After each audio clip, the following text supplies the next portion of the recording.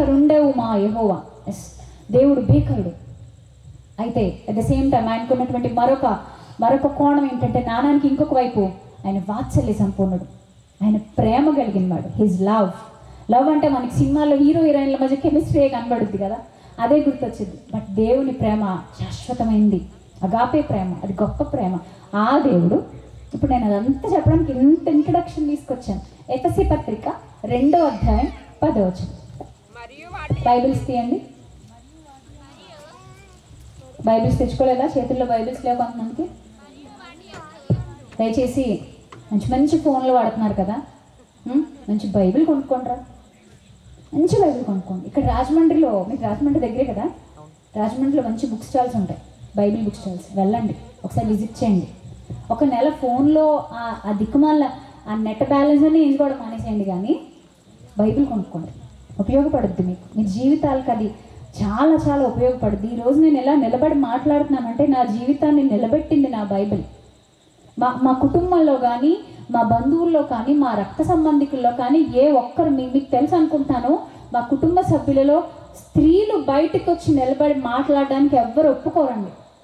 మా వాళ్ళు ఎవరు యాక్సెప్ట్ చేయరు, అసలు ఎంకరేజ్ కూడా చేయరు. కానీ దేవుని మహాకృపను బట్టి నేను ధైర్యంగా ఆయన కోసం మాట్లాడటానికి ప్రభు నాకు దారులు తెరిచాడు. నిజంగా ఈరోజు మా వాళ్ళందరూ చాలా సంతోషంగా, క్రీస్తు నమ్ముకోలేని వాళ్ళు కూడా మా ఇంటికి వచ్చి ప్రార్థన చేయమ్మా అంటారు. ఒక్కసారి రావచ్చు కదా, మాకు ఎప్పుడు డేట్ ఇస్తారు అని అడుగుతారు సరదాగా, మాకు ఎప్పుడు అపాయింట్మెంట్ ఇస్తారు, ఒక్కసారి రావచ్చు కదా అంటారు మా వాళ్ళు. అంటే దేవుడు ఎంత ఆధిక్యత ఇచ్చాడు చూడండి. ఎప్పుడు దేవుడు మనల్ని కింద పెట్టేవాడు కాదు. నీకు ఈ విషయం చెప్పాలనేది నా ఉద్దేశం. దేవుని నువ్వు కలిగి ఉంటే నువ్వు ఎప్పుడు పైనే ఉంటావు తప్ప కింద ఉండవు. బికాస్ దేవునిని బట్టి నీకు జ్ఞానం ఉంటుంది, దేవునిని బట్టి బుద్ధి ఉంటుంది, దేవుని బట్టి నీకు తెలివి ఉంటుంది. నోట్ చేసుకో. ఇక్కడ ఎఫెసీ 2:10 ఎందుకు మనం చదవాలి, ఎందుకు ఇది మనకు మూలం అంటే, ఒకసారి చదవండి అందరూ. మరియు వాటి యందు మనం నడుచుకొనవలెనని దేవుడు ముందుగా సిద్ధపరిచిన సత్క్రియలు చేయుటకై మనము క్రీస్తు యేసునందు సృష్టింపబడిన వారమై ఆయన చేసిన పని అయి ఉన్నాము. మనం ముందుగా నిర్ణయించబడ్డాం. మనం ఏమయ్యామా? ముందుగా నిర్ణయించబడ్డాం. ఏదో ఆషామాషిగా భూమి మీదకి వచ్చేయలేదు. ప్లీజ్ దయచేసి ఈ విషయాన్ని గమనించండి.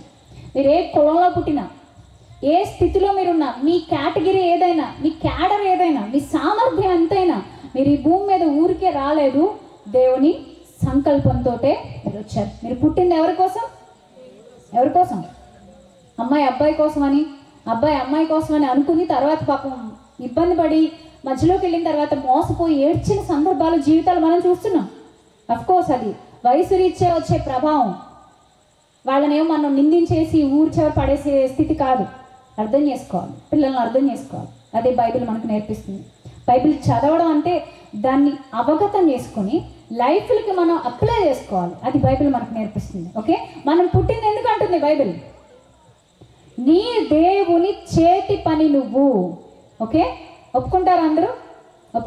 ఈసారి మీరు అద్దంలో చూసుకున్న ప్రతిసారి ఒక్కసారి నిమ్మళంగా మిమ్మల్ని మీరు చూసుకోండి. మీ కళ్ళు, ముక్కు, మీ శరీరం, మీకున్నటువంటి అవయవాలన్నిటిని అలా చూసుకొని దయచేసి సృష్టించిన సృష్టికర్తకు ఒక్కసారి హృదయపూర్వకంగా కృతజ్ఞతాస్తుతులు చెల్లించండి. చెల్లిస్తారా? ఎందుకంటే మనం ఎందుకు సృష్టించబడ్డామంటున్నాడు? Very good. సత్క్రియలు చేయడానికి సృష్టించబడ్డాం. సత్క్రియలు అంటే మంచి క్రియలు, మంచి పనులు చేస్తే మాకే వచ్చిందండి అంటారేమో. మంచి పనులు చేస్తే మీకు మంచి తిరిగి వస్తుంది. లోకల్లో చెప్పే కొటేషన్ కాదు ఇది, బైబిల్ కూడా అదే చెప్తుంది. దానికంటే ముందే చెప్పింది, నువ్వు చేసినటువంటి మంచి నిన్ను ఆదుకుంటుంది.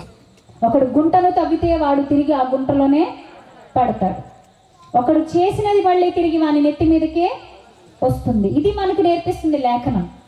నీతి నియమాలు కలిగి మనం జీవించాలంటే మనకి భయం ఉండాలి, తెలివి ఉండాలి, బుద్ధి ఉండాలి, జ్ఞానం ఉండాలి. ఇప్పుడు మెయిన్ బేసిక్, ఒక ఇంటికి పునాది ఎలాగో మానవ జీవితానికి పునాది ఏంటో తెలుసా? నువ్వెందుకు పుట్టావో తెలుసుకోవడం. నాకు అర్థమైంది అది నా 22 సంవత్సరాలు అప్పుడు అది నాకు అర్థమైంది. ఇప్పుడు మరి మీ వయసు ఎంతో నాకు తెలియదు. ఇక్కడ నా బిడ్డల వయసు ఉన్న వాళ్ళు ఉన్నారు, ఇక్కడ పిల్లలు ఉన్నారు, మీరందరూ నా తోడి వయసు ఉన్న వాళ్ళు ఉన్నారు. మీ అందరినీ నేను అడుగుతున్నాను, మీ జీవితంలో పునాది సరిగ్గా పడిందా? ఏం పునాది అది? ఏం పునాది? నేను పుట్టింది దేవుని కోసం అనే పునాది పడిందా? ఆ పునాది పడితే ఇక ఆ కాడి నుంచి మనం చేసే ప్రతి పనిలో ఆయన మార్క్ కనబడుతుంది. కానీ కొంతమంది అలా లేరట. కొంతమంది ఎలా ఉన్నారు తెలుసా? చూడండి, కొన్ని జీవితాలను నేను మీకు చూపిస్తాను. కీర్తనల గ్రంథం బైబిల్ ఓపెన్ చేయండి. కీర్తనల గ్రంథం 32వ కీర్తన. కీర్తనల గ్రంథం 32వ కీర్తన.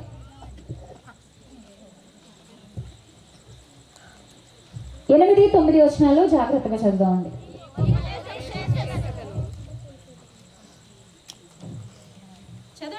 నీకు ఉపదేశము చేసేదను,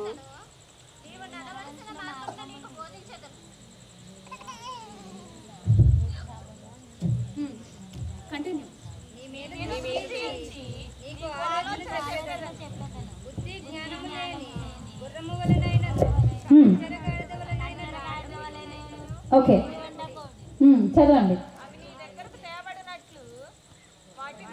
నీ మీద దృష్టి ఉంచి నీకు ఆలోచన చెప్పదను, బుద్ధి జ్ఞానములు లేని గుర్రం వలెనను కంచెర గాడిద వలెనను మీరు ఉండకండి.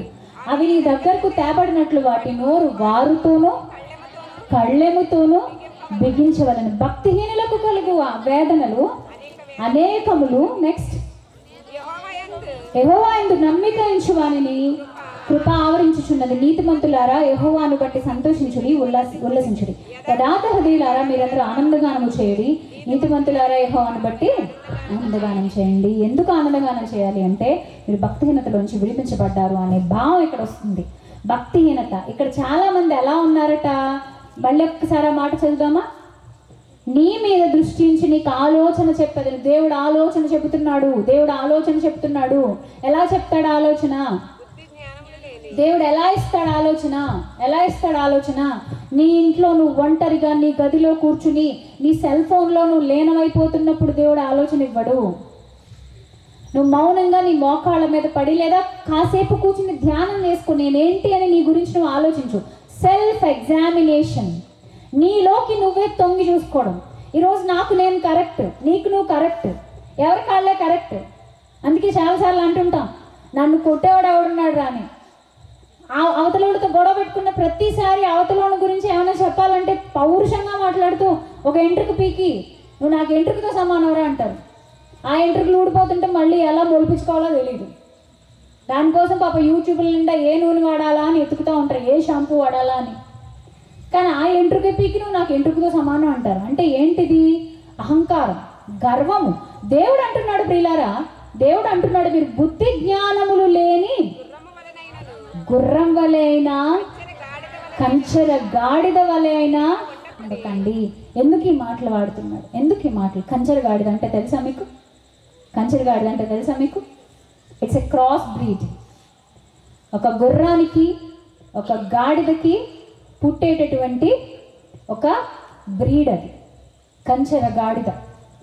దీనివల్ల ఎలాంటి ఉపయోగాలు ఉన్నాయంటే ఎక్కువ శాతం ఇది మాట వినకుండానే ఉంటుందంట. అలా చెప్తారు మరి వాడేవాళ్ళు. కానీ ఇక్కడ గుర్రముతో మనల్ని ఇక్కడ కొంతమందిని ఎందుకు పోలుస్తున్నాడు అంటే మీరు బుద్ధి జ్ఞానములు లేని గుర్రములు వలెనను తర్వాత ఉండకండి. ఎందుకని? అవి మాట వినడం అనేది ఎలా ఉంటుంది? సరిగ్గా ఉండదు. అవి మాట వినాలని వాటి ఏం చేస్తారు? ఎప్పుడైనా గుర్రం ఎక్కారు ఎవరైనా? సరదాగా ఎక్కి చూడండి ఎప్పుడైనా. ఇక్కడ బీచ్లో అది ఉంటారు, 50 రూపాయలు తీసుకుని 100 రూపాయలు తీసుకుని ఎక్కిస్తూ ఉంటారు. వైజాగ్ బీచ్లో, కాకినాడ బీచ్లో ఉందో లేదో గుర్తులేదు నాకు, ఉన్నట్టుంది కదా. కాకినాడ బీచ్లో ఉంటుందా? ఉంటుంది అనుకుంటా, మేబీ. వైజాగ్లో చూశాను ఒకసారి నేను. కాకినాడలో కూడా ఉంటుంది. ఓకే, కాకినాడలో ఉంటుంది. అయితే ఆ గుర్రం మీదకు నువ్వు ఎక్కేటప్పుడు నీకు పూర్తి అధికారం వాడు ఇవ్వడు. వాడు వెనకాల పరిగెడతా ఉంటాడు ఆ యజమాని. ఎందుకని? ఆ గుర్రానికి నువ్వు ఎక్కిన తర్వాత పలానా వెంకటేష్ గారు నా మీదకి ఎక్కారు, ఓ పలానా కిషోర్ గారు నా మీదకి ఎక్కారు, నేను చాలా హంబుల్గా ఉండాలి, నేను మంచిగా ఉండాలి. దానికి అంత సీన్ ఏం లేదు. అందుకే చాలాసార్లు చూడండి, ఒక్కవేళ అదుపు తప్పితే, నేను ఒకసారి విన్నానండి, ఒక స్టోరీ విన్నాను. ఒక పాప బీచ్లో ఆడుకుంటుంది, తండ్రి అక్కడే ఉన్నాడు. గుర్రం మీద ఎవరో ఇలా స్వారీ చేయడానికి డబ్బులు ఇచ్చి వెళ్తుంటే గుర్రానికి మరి ఏమైందో, దానికి పాపం తిక్కగా అనిపించిందో ఏమో, దానికి ఒంట్లో బాగాలేదో ఏమో తెలియదు. మొత్తానికి అది వెళ్ళాల్సిన దారిలో కాకుండా పక్కగా వెళ్ళిపోయింది, అందరినీ తొక్కుకుంటూ వెళ్ళిపోయింది. దానికి ఆపాలంటే కష్టం అనిపించింది. దాని మీద ఉన్న మనిషి కంట్రోల్ చేయలేకపోయాడు. దాన్ని కంట్రోల్ చేయడానికి దానికి ఒక బ్రేక్ ఉంటుంది. ఏంటది? కళ్ళెం ఎక్కడి నుంచి చేస్తారో తెలుసా? గుర్రానికి కళ్ళెం ఎక్కడి నుంచి చేస్తారు? నోట్లోంచి ఒక బెల్ట్ వేసి వెనక్కి దాన్ని లాగి దాన్ని పైన కూర్చుని వ్యక్తి చేతికిస్తాడు. దాన్ని అదుపు చేయాలన్నమాట, కంట్రోల్ చేయాలి. బ్రేక్, ఇట్స్ ఎ బ్రేక్ కదా. అంటే నువ్వు అది గట్టిగా లాగి పట్టుకుంటే అది ఆగుద్ది. ఆగినా ఎలా ఆగుద్దో తెలియదు, నేను ఎక్కడ పడేస్తుందో తెలియదు కదా. ఇక్కడ ఎంత గొప్ప పోలిక పోల్చాడు. బుద్ధి జ్ఞానములు లేని గుర్రం వలె ఆయన కంచె